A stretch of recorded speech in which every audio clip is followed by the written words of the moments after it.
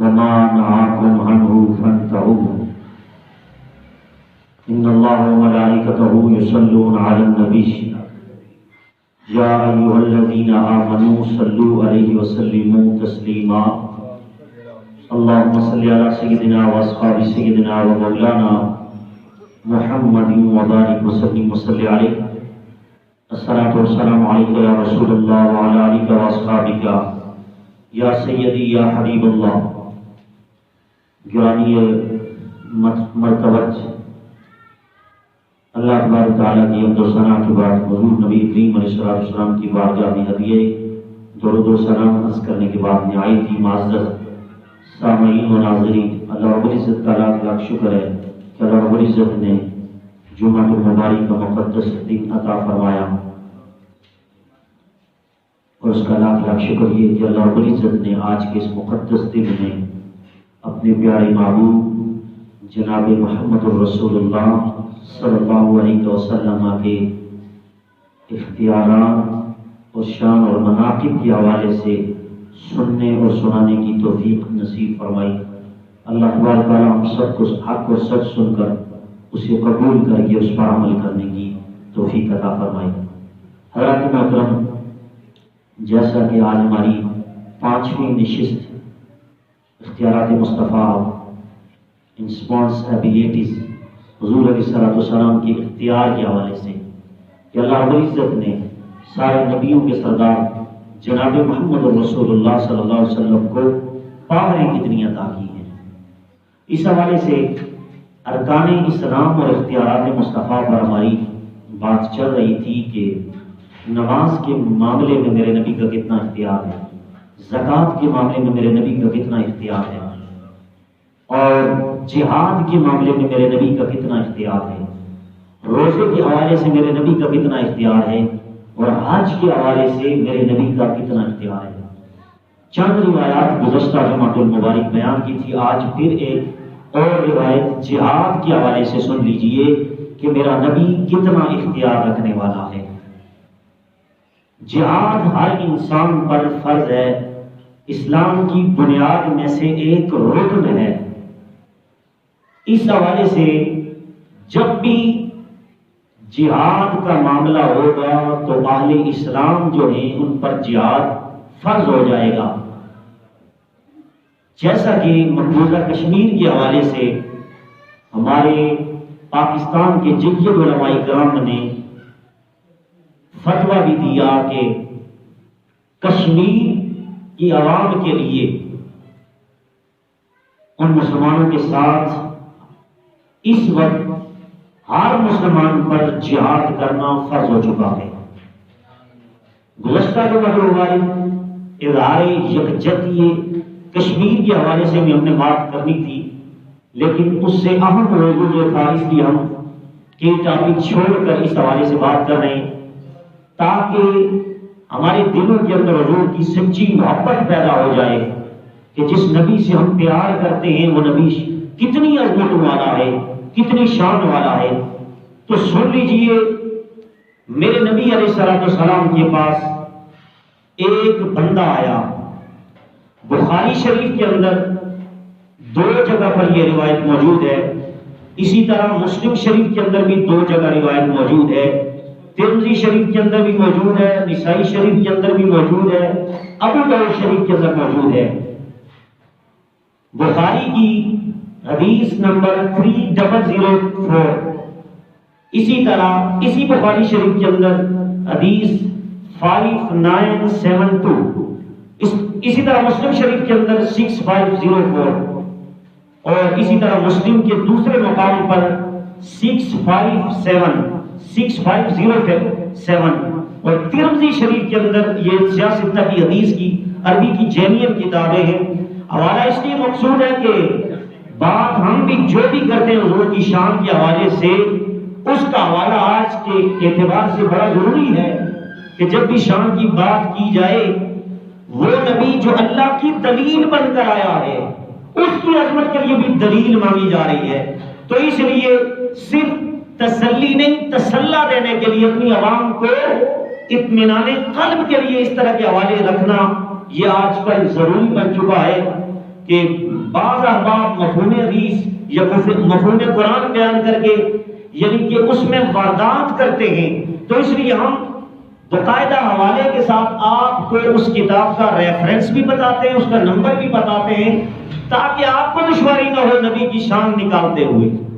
تو اس لیے ترمذی شریف کے اندر 1631 اور اسی طرح نسائی شریف یہ حدیث کی معتبر کتابیں ہیں 3101، اور اسی طرح ابو داؤد شریف کے اندر 2529، یہ میں نے حوالے آپ کے سامنے روایت کے پیش کیے۔ اب روایت کیا ہے سنیے، مچل جائیے کہ میرے نبی جہاد کے معاملے میں بھی اختیار عطا کر اللہ رب العزت نے انہیں عطا کیا ہے، جہاد کے معاملے میں میرے نبی کو اللہ رب العزت نے اختیار عطا فرمائی۔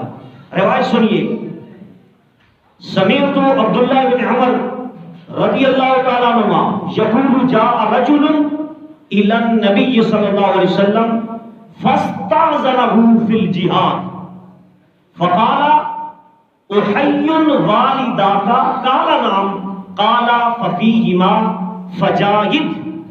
یہ روایت جو کہ میں نے آپ احباب کے سامنے بخاری، مسلم، ترمذی، نسائی، ابو داؤد شریف کے ساتھ حوالے کے ساتھ پیش کی، حدیث کیا ہے؟ ایک بندہ میرے نبی کے پاس آیا اور آ کر عرض کرنے لگا، میرے نبی علیہ الصلوۃ والسلام کی خدمت میں وہ بندہ جو تھا میرے نبی کا صحابی تھا، اور آ کر عرض کی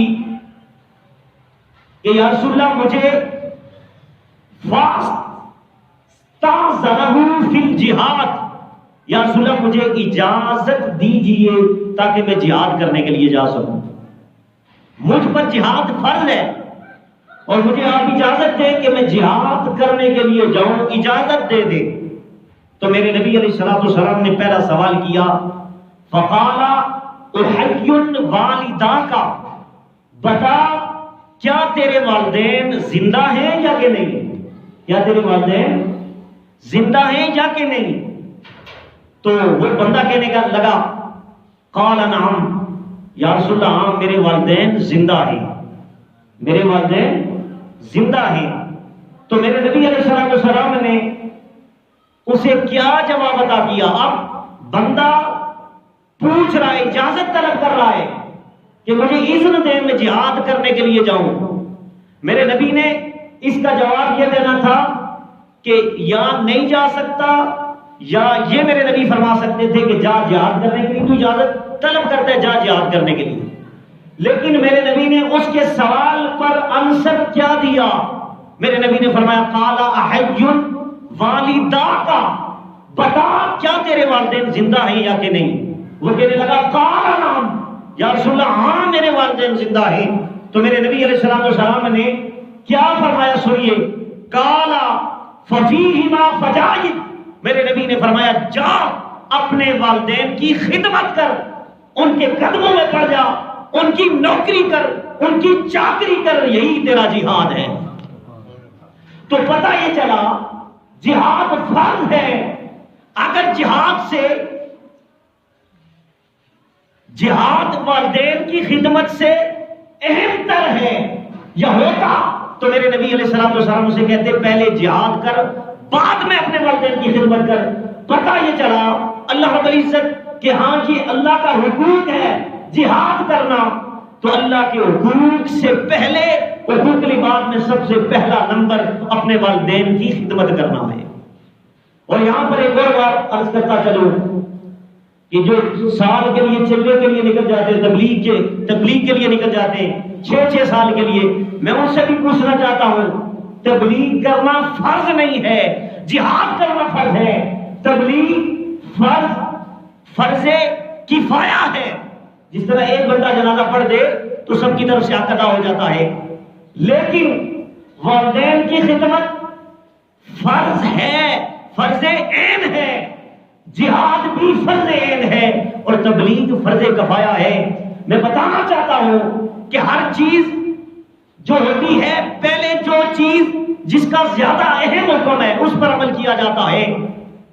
تو اللہ رب العزت کے ہاں حقوق العباد کا مقام یہ ہے کہ اللہ رب العزت بتانا چاہتا ہے کہ جو بھی اپنے والدین کی خدمت کر کے میری بارگاہ میں آنا چاہے گا، میں اس کی وہی اتباع اور اس کی وہی اطاعت اپنی بارگاہ میں قبول کروں گا۔ تو یہاں پر والدین کی خدمت کرنا یہ فرض عین ہے، اور جہاد بھی فرض ہے، اور یہ تبلیغ جو ہے یہ فرض کفایہ ہے۔ پتہ یہ چلا فرض کفایہ کا اس وقت تک فائدہ نہیں ہے جب تک فرض عین اپنے والدین گھر میں بوڑھے ہوں اور بندہ سال کے لیے، 6 مہینے کے لیے، 10 دن کے لیے، 40 دن کے لیے چلنے کے لیے نکل جائے۔ ہم بتانا چاہتے ہیں اس وقت تک تم اللہ کی بارگاہ میں پہنچ نہیں سکتے جب تک میرے نبی علیہ الصلوۃ والسلام کی طبیعت، میرے نبی کی شریعت پر چل نہیں سکو گے۔ تو اللہ رب العزت کے نبی نے یہاں پر یہ بھی بتا دیا والدین کا مقام جہاد سے، والدین کی عزت، والدین کی خدمت کرنا یہ جہاد سے بھی اہم چیز ہے۔ تو اس لیے اللہ رب العزت جہادیوں کو ان کا جہاد اس وقت ہی قبول کرتا ہے جب وہ اپنے والدین کی خدمت کر کے ان کے لیے گھر میں کوئی نگران بندہ چھوڑ کر جہاد کے لیے جاتے ہیں، تو اللہ ان کا جہاد قبول کرتا ہے۔ اور یہاں اس بات سے یہ بھی پتہ چلا کہ میرے نبی علیہ الصلوۃ والسلام کو اللہ نے یہ اختیار دیا کہ جہاد فرض تھا، لیکن پھر بھی میرے نبی نے روک دیا، اور میرے نبی نے کہا میں تجھے اجازت نہیں دیتا کہ تو جہاد کرنے کے لیے جائے۔ اب اللہ کا حکم ہے فَقَاتِلُوا فِي سَبِيلِ اللَّهِ، اللہ کی بارگاہ میں جہاد کرو۔ اللہ کی قرآن کی نص قطعی کہتی ہے جہاد کرو، تو یہ آیت فرض کے لیے آئی ہے کہ جہاد فرض ہے۔ اب یہ اللہ کا حق ہے، وہی معاف کر سکتا ہے، لیکن میرے اور تیرے نبی کی شان کا عالم یہ ہے، شخص میرے نبی کے پاس آیا جہاد کی اجازت طلب کرنے کے لیے، میں جہاد کرنے کے لیے جا رہا ہوں، مجھے اجازت دے۔ میرے نبی نے اسے روک کر اپنا اختیار بتا دیا، میں چاہوں تو جہاد سے روک بھی سکتا ہوں، چاہوں تو جہاد کا حکم بھی دے سکتا ہوں۔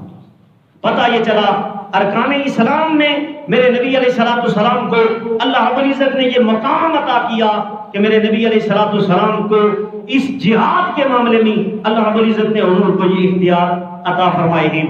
آپ آگے چلیے، پھر ارکان اسلام میں حج ہے۔ گزشتہ جمعہ المبارک یہ روایت آپ احباب کے سامنے تشریح کے ساتھ نہیں ضمناً چند حرف بیان کر دیے تھے، آج حوالے کے ساتھ سن لیجئے۔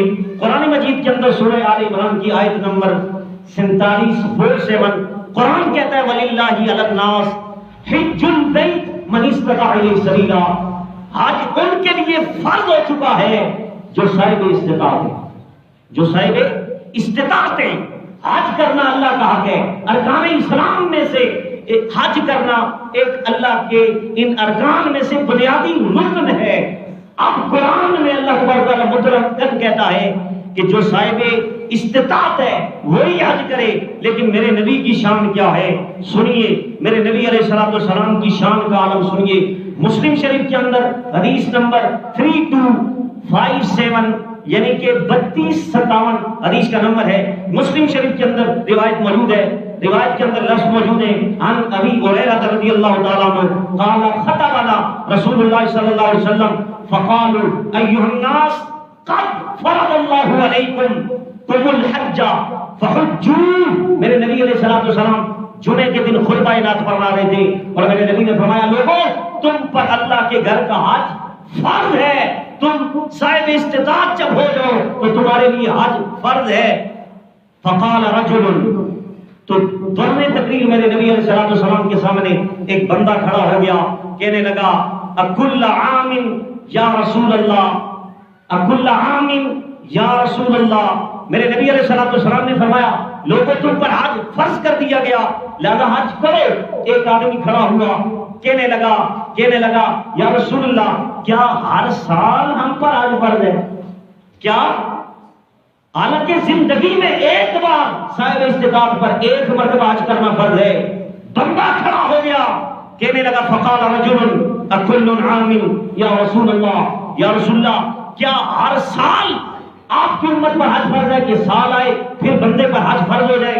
میرے نبی علیہ الصلوۃ والسلام نے سکوت فرمایا، فسکت حتی قالها ثلاثا، 3 مرتبہ اس بندے نے پوچھا، 3 مرتبہ پوچھنے کے باوجود میرے نبی نے اس کے سوال کا جواب نہ دیا، میرے نبی خاموش رہے۔ خاموش رہنے کی وجہ کیا تھی؟ اس لیے کہ جو نبی کی زبان سے نکل جاتا ہے وہی ہو جاتا ہے، جو زبان سے نکل جائے وہ ہو کے رہتا ہے۔ اس لیے میرے نبی حکمت عملی کے تحت میرے نبی خاموش رہے۔ اور فقال رسول اللہ صلی اللہ علیہ وسلم، 3 مرتبہ اس نے جب یہ لفظ دہرائے، کیا ہر سال ہم پر فرض ہے؟ میرے نبی علیہ الصلوۃ والسلام نے فرمایا لو قلت نعم لوجبت، میرے نبی علیہ الصلوۃ والسلام نے فرمایا اگر تیری اس سوال پر کہ ہر سال حج فرض ہے، اگر میں یہ کہہ دیتا نعم ہاں فرض ہے، تو اللہ کی عزت کی قسم اللہ پاک نے میری زبان میں، اور مجھے اللہ نے اتنا اختیار عطا کیا ہے، زندگی میں ایک بار حج فرض ہے، لیکن اگر تیرے سوالوں پر میں ہاں کہہ دیتا کہ ہر سال فرض ہے، تو اللہ کی عزت کی قسم ہر سال میری امت پر حج فرض ہو جاتا۔ اس لیے میں چپ رہا تاکہ میری امت پر بوجھ نہ پڑے، اور میری امت ہر سال 8-8 10-10 لاکھ کہاں سے لا کر میرے نبی کی یہاں نظر پہنچتی تھی۔ کہاں غریب امت پر جب حج فرض ہوگا گناہگار بنے گی، جہنم میں جائیں گی۔ یہ بھی میرے نبی نے جہنم سے اس امت کو بچایا۔ قرآن بھی کہتا ہے وَكُنْتُمْ عَلَىٰ شَفَا حُفْرَةٍ مِّنَ النَّارِ فَأَنقَذَكُم مِّنْهَا، سورہ آل عمران آیت 103۔ قرآن کہتا ہے یہ نبی وہ ہے امت کو پیچھے پش سے پکڑ کے جہنم سے نکالنے والا نبی ہے، یہ امت سے نکال کر جنت میں لے جانے والا نبی ہے۔ اس لیے میرے نبی نے فرمایا اگر میں ہاں کر دیتا ہر سال تم پر حج فرض ہو جاتا۔ پتہ یہ چلا میرے نبی ہاں کہہ دے تب بھی شریعت بن جاتی ہے، میرے نبی نہ کہہ دے تب بھی شریعت بن جاتی ہے۔ ہم شریعت کے آگے نہ نہیں کر سکتے، لیکن میرے نبی نہ کریں تب بھی شریعت ہے، ہاں کریں تب بھی شریعت ہے۔ یہ میرے نبی علیہ الصلوۃ والسلام کا اختیار ہے۔ آگے چلیے، قرآن کہتا ہے سورہ توبہ کے اندر آیت نمبر 29، میرے رب ذوالجلال کا قرآن سنیے، میرے نبی کی شان کا عالم کیا ہے۔ قرآن کہتا ہے قاتل الذین لا یؤمنون باللہ ولا بالیوم الآخر ولا یحرمون ما حرم اللہ ورسولہ۔ سورہ توبہ کے اندر آیت نمبر 29 میں میرا قرآن کے اندر ارشاد فرماتا ہے ان لوگوں سے جہاد کرو۔ کیا کرو؟ ان لوگوں سے جہاد کرو۔ یا اللہ کن سے جہاد کریں؟ کن سے جھگڑا کریں؟ کن سے لڑائی کریں؟ رب فرماتا ہے لا یؤمنون باللہ ولا بالیوم الآخر، جو اللہ پر ایمان نہیں رکھتے، یوم آخرت پر ایمان نہیں رکھتے، اور تیسری بات اس کو نہیں مانتے۔ وہ کون سی بات ہے؟ جو میرے نبی کی شان کو نہیں مانتے۔ وہ کون سی بیان کی آیت کے اندر اللہ رب العزت قرآن کے اگلے حصے میں کہتا ہے جو اللہ پر ایمان نہیں رکھتے، جو آخرت پر ایمان نہیں رکھتے، اور تیسری بات وَلَا يُحَرِّمُونَ مَا حَرَّمَ اللَّهُ وَرَسُولُهُ، جو اللہ اس کے رسول نے حرام کر دیا وہ اس کو حرام نہیں سمجھتے۔ یعنی کہ ان سے جہاد کرو، جھگڑا کرو، لڑائی کرو جو حضور کہ اللہ یعنی کہ اللہ کو ایک نہیں مانتے، یوم آخرت قیامت کو نہیں مانتے، اور تیسری چیز پر ایمان نہیں رکھتے جو اللہ اس کے رسول نے حرام کر دیا۔ اس آیت سے پتا چلا اللہ بھی حرام کر سکتا ہے، میرا نبی بھی حرام کر سکتا ہے۔ یہ اتھارٹی، یہ اختیار میرے رب نے حرمت اور حلت کے اندر بھی میرے نبی کو عطا فرمایا ہے۔ اس آیت میں رب کہتا ہے ان سے جہاد کرو، جھگڑا کرو جو نبی کا اختیار نہیں مانتے، جو یہ کہتے اللہ کے نبی حرام نہیں کر سکتے، ان سے جھگڑا کرو۔ اللہ حرام نہیں کر سکتا، ان سے جھگڑا کرو۔ اللہ نے اپنی بات بھی کی، اپنے نبی کی بھی، جو اللہ اور اس کے رسول نے حرام کیا اس کو حرام نہیں سمجھتے، اس اختیار کو فالو نہیں کرتے، اس کو جوائن نہیں کرتے، ان کے ساتھ جھگڑا کرو، لڑائی کرو۔ اس آیت سے پتا چلا میرا نبی حرام بھی کر سکتا ہے۔ اس آیت میں حرام کا مسئلہ ہے، نبی چاہے تو کسی چیز کو حرام کر دے، اور جو نہ مانے اللہ کہتے ہیں ان سے ساتھ جھگڑا کرو۔ اگلی آیت سنیے، دوسرے مقام پر اللہ رب العزت نے حلال اور حرام دونوں چیزوں کا اختیار میرے نبی کو عطا فرمایا ہے۔ میرے رب ذوالجلال کا قرآن سورۃ الاعراف آیت نمبر 157 قرآن کہتا ہے وَيُحِلُّ لَهُمُ الطَّيِّبَاتِ وَيُحَرِّمُ عَلَيْهِمُ الْخَبَائِثَ۔ قرآن کہتا ہے وَيَضَعُ عَنْهُمْ إِصْرَهُمْ وَالْأَغْلَالَ الَّتِي كَانَتْ عَلَيْهِمْ۔ میرے رب ذوالجلال کا قرآن بولا سورہ الاعراف کی آیت نمبر 157 قرآن کہتا ہے یہ میرا نبی، اس کو میں نے یہ اختیار عطا کیا ہے وَيُحِلُّ لَهُمُ الطَّيِّبَاتِ، یہ میرا نبی پاک چیزوں کو تمہارے لیے حلال کرتا ہے۔ پاک چیزوں کو، پاک چیزیں اس وقت تک حلال نہیں ہیں جب تک میرے نبی کی علت کے حوالے سے میرے نبی کی سٹیپ نہ لگ جائے، میرے نبی کی مہر نہ لگ جائے۔ پتہ یہ چلا ہم پاک چیزیں بھی تب کھاتے جب شریعت کا حکم آتا ہے۔ میرے نبی کو رب ذوالجلال نے حلال کرنے کا بھی حکم دیا، اس لیے قرآن کہتا ہے وَيُحِلُّ لَهُمُ الطَّيِّبَاتِ، میرا نبی تمہارے لیے حلال چیزوں، پاک چیزوں کو تمہارے لیے حلال کرتا ہے وَيُحَرِّمُ عَلَيْهِمُ الْخَبَائِثَ، اور میرا نبی ناپاک پلید چیزوں کو تمہارے لیے حرام کرتا ہے۔ پتہ یہ چلا اس آیت کے اندر اللہ تبارک تعالیٰ نے حرام کی بات بھی کی، حلال کی بات بھی کی۔ پتہ یہ چلا میرے نبی کو اللہ رب العزت نے حلال کرنے کی بھی شان عطا فرمائی ہے، حرام کرنے کی بھی میرے نبی کو اللہ پاک نے شان عطا فرمائی ہے۔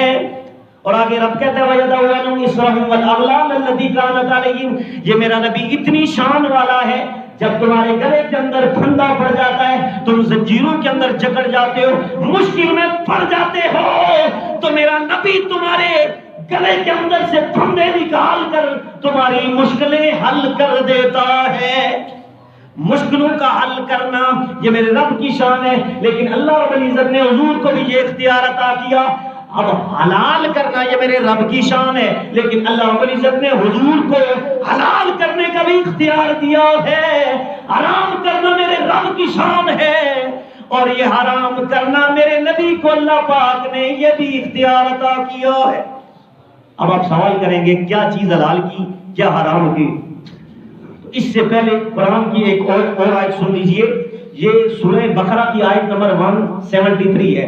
قرآن کہتا ہے انما حرم علیکم المیت والدم، بے شک تم پر، انما حرم حرام ہے، علیکم تم پر کیا چیز حرام ہے؟ المیت، مردار۔ کیا چیز؟ مردار۔ مردار کس کو کہتے ہیں؟ ایک بکری ہے بغیر ذبح کے مر جائے یہ بھی مردار۔ حلال جانور ہے، بیل ہے، اونٹ ہے، بھینس ہے، کوئی بھی حلال جانور ہے، اگر اس کو بغیر ذبح کے کھائیں گے، بغیر ذبح کے وہ مر جائے، وہ مردار ہے۔ اور اس طرح خنزیر بھی مردار ہے، اسی طرح کتا بھی مردار ہے، اور چیزیں بھی مردار ہیں۔ ہم نے مردار صرف اس چیز کو سمجھا، کتے کو، بلی کو اور اس طرح کی چیزوں کو ہم نے مردار سمجھا، جبکہ شریعت کے اندر مردار حلال بھی ہو جاتا ہے اگر اسے ذبح نہ کیا جائے۔ بغیر ذبح کی کوئی چیز مر جائے وہ مردار ہوتی ہے۔ قرآن نے کہا جو بغیر ذبح کے جانور ہو وہ تمہارے لیے مردار ہے۔ کیا ہے؟ اور آگے رب کہتا ہے والدم، اور خون بھی تمہارے لیے حرام ہے۔ قرآن کی آیت کہتی ہے دو چیزیں حرام، مردار بھی حرام، خون بھی حرام۔ اب سنو، قرآن نے مطلقاً کہا خون بھی حرام ہے، مردار بھی حرام ہے۔ اب مردار کے معاملے میں میرے نبی کی شان، خون کے معاملے میں میرے نبی کی کتنی شان۔ میرا نبی اگر چاہے مردار کو حلال کر دے، خون کو حلال کر دے۔ آپ کہیں گے کہاں لکھا ہے؟ سنیے، یہ میرے نبی کی شان ہے۔ سنیے ابن ماجہ کے اندر، سیاستہ کے اندر حدیث نمبر 3314، اسی طرح یہی ابو داؤد شریف حدیث نمبر 32 دوسرے مقام پر 18. اسی طرح تیسری کتاب دوسری کتاب مسند احمد کے اندر حدیث نمبر 480 ہے 480. یہ میرے نبی علیہ السلام کا اختیار سنیے.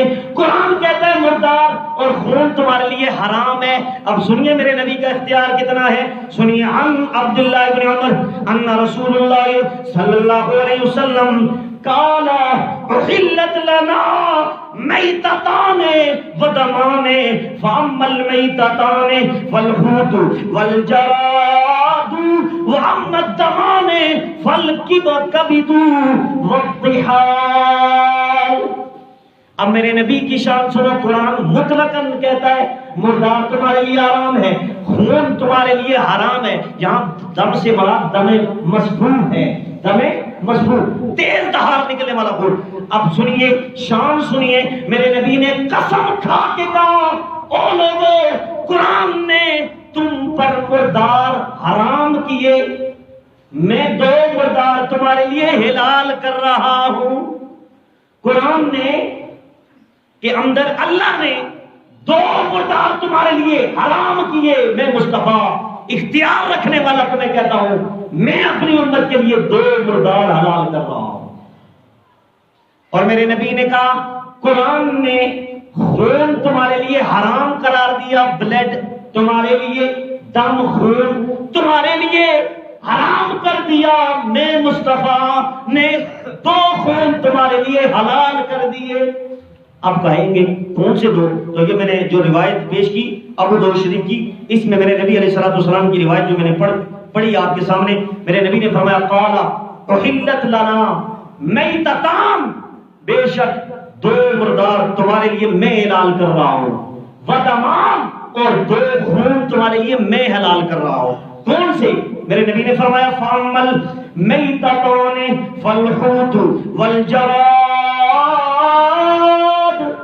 میرے نبی نے فرمایا مردار میں مچھلی جو ہے, مچھلی یہ بھی تمہارے لیے حلال کر رہا ہوں.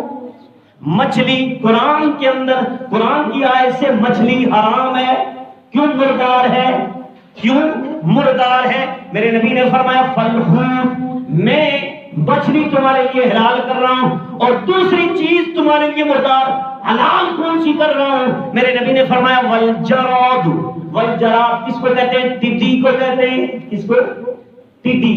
میرے نبی نے فرمایا قرآن نے تمہارے لیے 2 مردے اللہ نے حرام کیے, میں مصطفیٰ تمہارے لیے 2 مردے 2 مردار حلال کر رہا ہوں. کہا ٹڈی بھی کھا لو, مچھلی بھی کھا لو, کیونکہ آج کل سردی کا موسم ہے, ہر گھر میں مچھلی کھائی جاتی ہے. مچھلی قرآن نے حرام کر دی, اس کو حلال ہی میرے نبی نے کیا ہے. جو میرے نبی کی شان مانتا ہے اسی کا حق بنتا ہے وہ مچھلی کھائے, اسی کا مچھلی بند کر دیں. جو لوگ نبی کی شان نہیں مانتے مچھلی نہ کھائیں. قرآن نے مچھلی کو حرام قرار دیا, مچھلی کی ہی حلال میرے مصطفیٰ نے. ایک بندہ تھا ایک گاؤں میں, اس نے کہا جنازے کے بعد میں دعا نہیں کروں گا. انہوں نے کہا کیوں نہیں کرو گی؟ اس لیے نہیں کروں گا جنازے کے اندر دعا ہو گئی, تو اندر جب دعا موجود ہے باہر کرنے کی کیا ضرورت ہے؟ لوگوں نے حکمت سے کام لیا, انہوں نے گھر میں مولوی صاحب کی دعوت کی. جب مولوی صاحب کی دعوت ہوئی تو جو ان کے لیے ہنڈی پکات مرغی جو تھی نا پکائی گئی ان کے لیے سالن میں, اس میں اتنی زیادہ مرغی سے بھی زیادہ انہوں نے مرچیں ڈال دی. تو مولوی صاحب جب کھانے لگے تو ان کو مرچیں لگی تو سو کرنے لگے. کسی نے سوال کیا کیا ہوا ہے مولوی صاحب؟ مولوی صاحب چپ. تھوڑی دیر بعد کہتے ہیں مجھے پانی دو. ان بندوں نے کہا جو جنازہ پڑھنے والے سے کہنے لگے مولوی صاحب پانی ہنڈی کے اندر موجود ہے, بعد میں پینے کی کیا ضرورت ہے جب اندر موجود ہے؟ جواب آیا مولوی صاحب پانی اندر موجود ہے, بعد میں ضرورت نہیں ہے. تم نے خود کہا دعا جنازے کے اندر موجود ہے, بعد میں کرنے کی ضرورت نہیں ہے, اب کیا ضرورت پڑی ہے بعد میں پانی پینے کی؟ مولوی صاحب نے کہا میں ہر جنازے کے بعد دعا کروں گا, پانی پلا مجھے. حضرات محترم مچھلی بند کر دیں جو نبی کی شام نہیں سمجھتے. تو اس لیے مچھلی جو ہے اس کو حلال ہی میرے اور تیرے نبی نے کیا ہے. کسی سے پوچھ لے پکڑ کے کہ مولوی صاحب آپ نبی کے اختیار کو نہیں مانتے تو سنیں مچھلی کیوں کھاتے ہیں؟ جواب آئے گا مچھلی قرآن کی سورہ مائدہ کی آیت نمبر 173 کے اندر آیت موجود ہے. مچھلی قرآن کے اندر اللہ رب العزت نے حرام قرار دی. یہ اس کو حلال کیا ہی میرے نبی نے ہے. اور ٹڈی یہ بھی بغیر ذبح کے آپ کھا سکتے ہیں. آپ یوٹیوب کے اوپر سرچ کریں ٹڈی کو سرچ کریں تو عرب کے اندر اب بھی یہ پچھلے 2 سال پہلے کی بات ہے اتنی ٹڈیاں بغیر ذبح کے انہوں نے کھائی اور اسی حدیث پر عمل کیا تو پتہ یہ چلا ٹڈی بھی بغیر ذبح کے کھائی جا سکتی ہے. مچھلی بھی. یہ 2 چیزیں مردار تھی. میرے نبی نے خود اس کو اختیار بیان کر کے امت کے سامنے بتا دیا ہے کہ میں جس چیز کو چاہوں حلال بھی کر سکتا ہوں, جس کو چاہوں حرام بھی کر سکتا ہوں. تو اب یہ 2 چیزیں میرے نبی نے مردار جو تھی انہیں حلال کر دیا. آگے چلیے میرے نبی نے فرمایا اسی حدیث کے اندر لفظ موجود ہے وَحَمَّدْ دَمَانِ اور 2 خون 2 بلڈ تمہارے لیے میں نے حلال کیے. قرآن نے بلڈ کو خون کو حرام قرار دیا لیکن میرے مصطفیٰ کریم کی شان یہ ہے میرے نبی نے اپنی شان کے مطابق خون 2 خون ہمارے لیے حلال کر دیے ہیں. حلال کر دیے. قرآن کہتا ہے وَالدَّمْ کیا لفظ ہے وَالدَّمْ. اب قرآن کے اندر وَالدَّمْ سے مراد فرمایا 2 خون تمہارے لیے میں حلال کر رہا ہوں. کتنے خون؟ 2 خون. فرمایا پہلا خون تمہارے لیے میں جو حلال کر رہا ہوں وہ یہ فل کبھی دوں کلیجی بھی کھا لو. وَالطِّحَالِ اور تلی بھی کھا لو.